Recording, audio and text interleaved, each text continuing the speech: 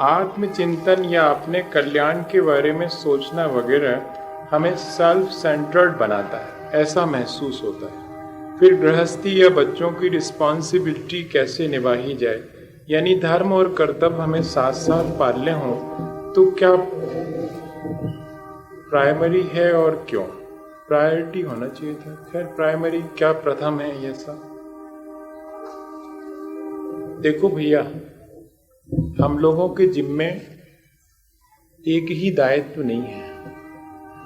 हर व्यक्ति के जिम्मे कम से कम 4 दायित्व तो हैं।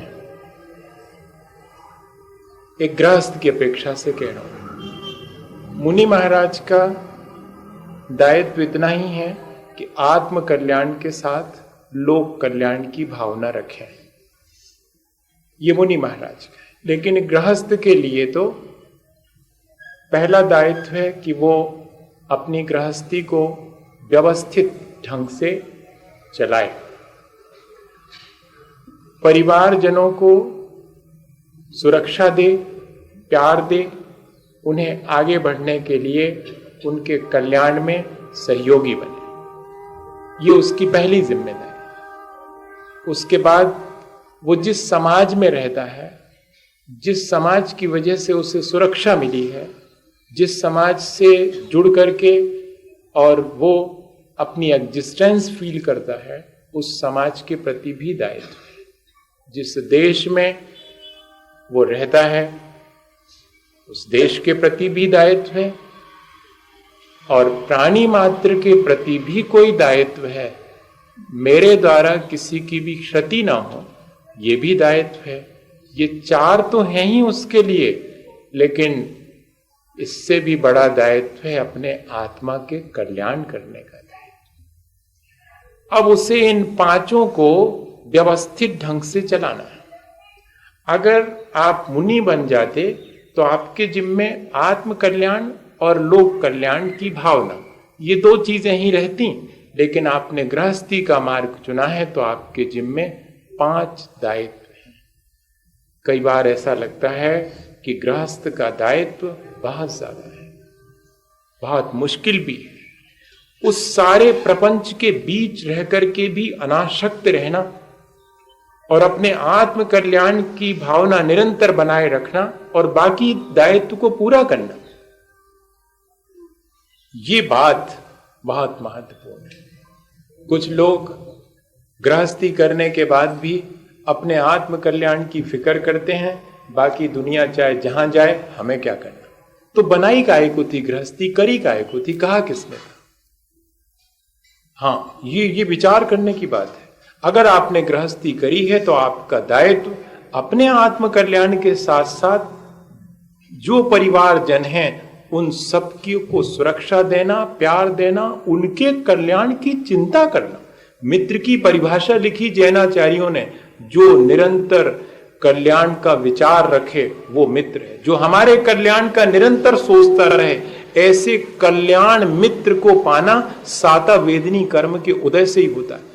तत्वार्थ राजवार्तिक में अकलंक स्वामी लिखते हैं कि ऐसा कल्याण मित्र मिलना जीवन में बहुत दुर्लभ है। कोई पूर्व पुण्य का उदय होगा तब ऐसा कोई कल्याण मित्र मिलता जो हमेशा कल्याण कैसे हो इसकी चिंता करे। गृहस्थी में ये विचार आना चाहिए। अकेले संसार बढ़ाने का अर्थ नहीं है गृहस्थी करना, आत्म कल्याण भी उसका अर्थ है। और साथ में जो हमारे साथ जीव हैं, अभी तक तो एक ही की जिम्मेदारी थी, अब तो 2-2 की जिम्मेदारी है, और 2 भी ऐसे चलेंगे जैसे कि एक ही चल रहा हो। ये गृहस्थी का बहुत बड़ा दायित्व। जैसे वहां जिस गुरु के शिष्यत्व को अंगीकार किया जाता है तो फिर उसके चरणों में अपना मन भी डाल दिया जाता कि वो जैसा सोचेंगे वैसा ही मैं सोचूंगा, वो जैसा देखेंगे वैसा ही मैं देखूंगा, जैसा सुनेंगे वैसा ही मैं सुनूंगा। ऐसा तो वहां जैसे हम फुली डिवोट होते हैं अपने गुरु के प्रति मोक्ष मार्ग में, इसी तरह एक दूसरे के प्रति गृहस्थ में भी डिवोट होकर के और चला जाता है। तब वहां भी आत्म कल्याण और पर कल्याण दोनों ही हैं। इसलिए आप इस दायित्व को कम नहीं माने। अब रही बात प्रायोरिटी की, तो गृहस्थ के लिए तो अपनी गृहस्थी को सबसे पहले देखना पड़ेगा, और उसकी गृहस्थी में ही उसका कल्याण निहित है। अगर वो अपने परिवारजनों के कल्याण की चिंता करता है तो मानिएगा कि वो अपना ही कल्याण कर रहा है। क्योंकि जब जब भी हम, आचार्य महाराज ने एक बहुत अच्छा उदाहरण दिया है हमारे, कि देखो जब भी किसान कामना करता है, भावना करता है काहे कि पानी बरसे, तो क्या ऐसी भावना करता कि सिर्फ मेरे खेत में बरसे?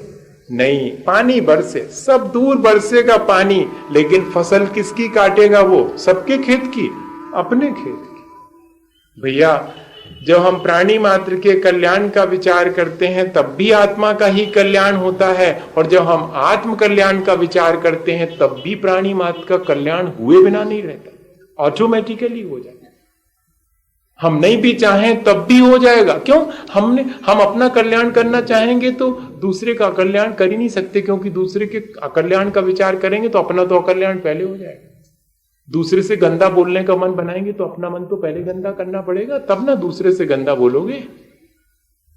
पहले नंबर यहां से शुरू होगा। तो दोनों चीजें बिल्कुल साइमल्टेनियस होने वाली चीजें हैं, इसलिए इसको प्रायोरिटी बेस तो नहीं बना सकते कि किसको प्रायोरिटी देंगे। आप जिसको भी प्रायोरिटी देंगे अल्टीमेटली वो सारी चीजें उसमें एक साथ ही जुड़ करके आ जाएंगी। आप किसी को भी दें, आप मंदिर में बैठे हुए हैं तब भी मानिएगा कि आप गृहस्थी का दायित्व पूरा कर रहे हैं, ये ध्यान रखना।